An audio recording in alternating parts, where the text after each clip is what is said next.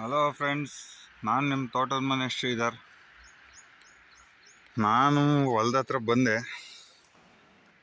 ಇವತ್ತೇನಪ್ಪ ಅಂದರೆ ನೋಡಿ, ಅಡಿಕೆ ಗೋಟೆಲ್ಲ ಹಾಕಿದ್ದೆ, ಸ್ವಲ್ಪ ಇನ್ನೂ ಇದ್ದವು.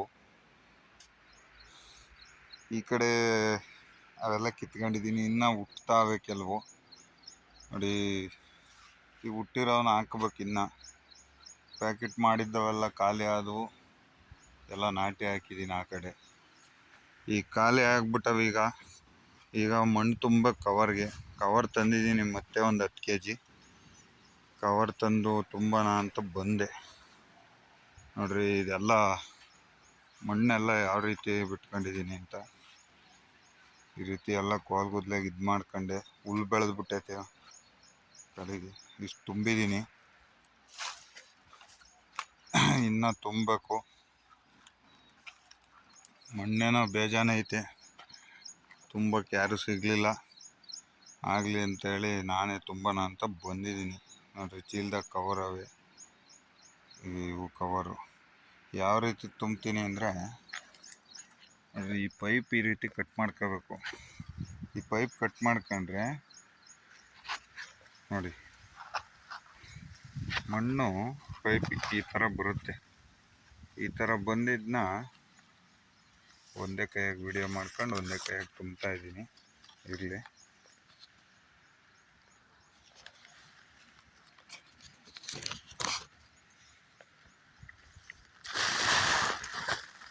ನೋಡಿ, ಈ ರೀತಿ ಕವರೊಳಗೆ ಹಾಕ್ಕೋಬೋದು. ಅಂದರೆ ತೋರಿಸಿದ್ದು.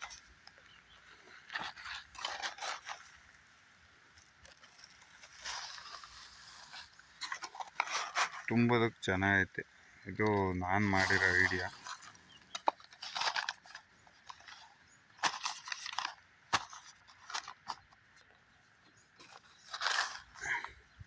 ಈ ರೀತಿ ತುಂಬೋದು.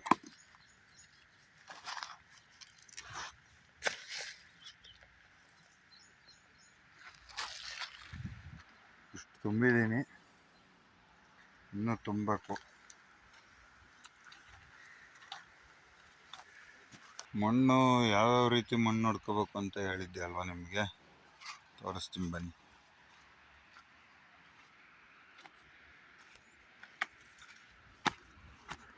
ಈ ತಿರುವಾಕಿರೋದು ಈ ಕೆಂಪು ಮಿಶ್ರಿತ ಮತ್ತು ಮರಳು ಮಿಶ್ರಿತ ಮಣ್ಣು. ಇದು ಗೋಡು, ಅಂದರೆ ಗೋಡು ಜಾಸ್ತಿ ಬಿಟ್ಕೋಬಾರ್ದು, ಒಂದು ಲೋಡ್ ಮಾತ್ರ ಬಿಟ್ಕೋಬೇಕು. ಇದು ಮರಳು ಮಿಶ್ರಿತ ಮಣ್ಣು, ಮರಳು ಮತ್ತು ಕಲ್ಲು ಮಿಶ್ರಿತ ಮಣ್ಣು. ಇದು ಅಂದರೆ ಇದು ಗೋಡೆನೇ, ಬಟ್ ಇದೊಂಥರ ಕೆರೆ ಒಳಗಡೆದಲ್ಲ, ಅದು ಕೆರೆ ಒಳಗಡೆ ಗೋಡು, ಅದು ಚೆನ್ನಾಗಿರುತ್ತೆ. ಇದು ಅಡ್ಲು ನೆಲದಲ್ಲಿ ಯಾರ್ದೋ ಹೊಲಕ್ಕೆ ಮಣ್ಣು ಹೊಡೆಯೋಣಂತ ಹೋಗಿದ್ವಿ. ಅವಾಗ ಕೇಳಿ ಒಂದು ಲೋಡ್ ತುಂಬ್ಕೊಬಂದೆ. ಅಲ್ಲಿ ಸುರಿದಿರೋದು ಕೆಂಪು ಮತ್ತು ಚೆಟ್ಟು ಮಿಶ್ರಿತ.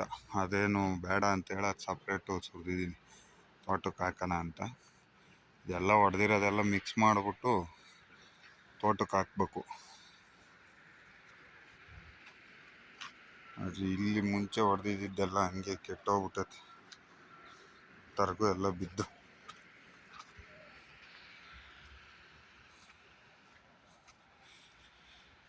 ಇಲ್ಲಿ ನಮ್ಮ ಅಪ್ಪ ಕುಂಬಳ ಗಿಡ ಹಾಕೈತಿ, ಚೆನ್ನಾಗಿ ಬಂದಿದೆ.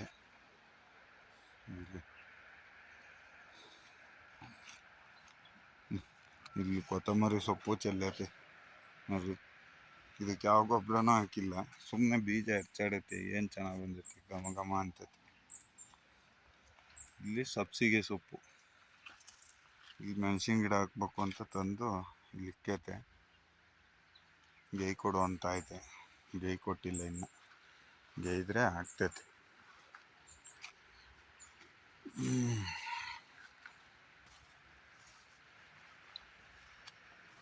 ಎಲ್ಲ ಕಳೆ ಎಲ್ಲ ಅಚ್ಚುಕಟ್ಟು ಮಾಡಿದ್ದೀನಿ ನೋಡ್ರಿ. ಮುಂಚೆ ಯಾವ ರೀತಿ ಇತ್ತು, ಈಗ ಯಾವ ರೀತಿ ಐತೆ ಅಂತ.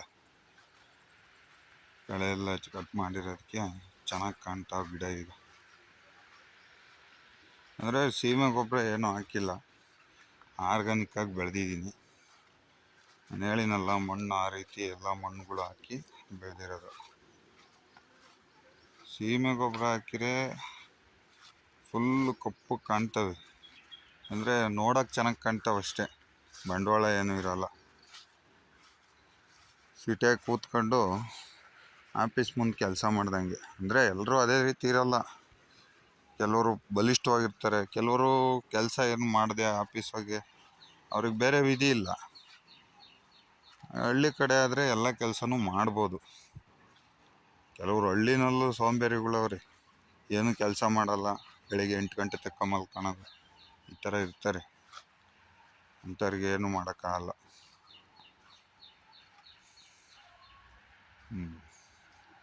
ಈ ರೀತಿ ಕಳೆ ಎಲ್ಲ ತೆಗೆದು ನೀಟ್ ಮಾಡಿದ್ದೀನಿ. ಒಂದು ಹಲಸಿನ ಗಿಡ ಬೆಳೆಸಿದ್ದೀನಿ.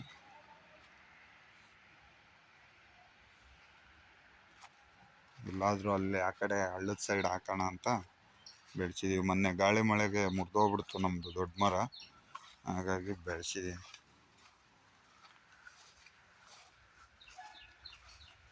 ನಮ್ಮ ಗಾಡಿ ನಿಂತಿದೆ ಅಲ್ಲಿ. ಈ ರೀತಿ ಪ್ಯಾಕೆಟ್ ಮಾಡೋಣ ಅಂತ ಬಂದಿದ್ದೀನಿ. ನೋಡೋಣ ಇವತ್ತು ಎಷ್ಟಾಗುತ್ತೋ ಅಷ್ಟು ಮಾಡ್ತೀನಿ. ಎಷ್ಟಾಗುತ್ತೆ ಒಂದು 250-300 ತುಂಬೋದು ಅಷ್ಟೇ. ಅಂದರೆ ಬೆಳಗಿಂದ ಸಂಜೆವರೆಗೂ ತುಂಬಿದ್ರೆ ಒಂದು 500 ತುಂಬೋದು, 400-500 ತುಂಬೋದು. ಅಂದರೆ ಊಟ ಮಾಡೋಕ್ಕೆ ತಿಂಡಿಗೆ ಹೋಗಿ 500 ತುಂಬೋದು, ಬೆಳಗಿನ ಸಂಜೆವರೆಗೂ ತುಂಬಿದ್ರೆ.